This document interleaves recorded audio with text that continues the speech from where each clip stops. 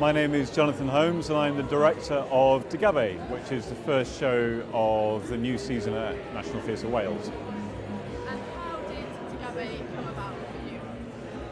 For me, I was asked to drop into National Theatre Wales offices about 14 months ago because we're putting this exciting project together with about half a dozen local Somali poets.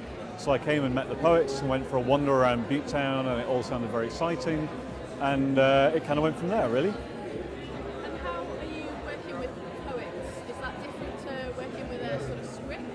How's that adventure been? We've been gradually developing the project over the last year or so with the poets, who obviously all have full-time jobs, so it's been quite a gradual process.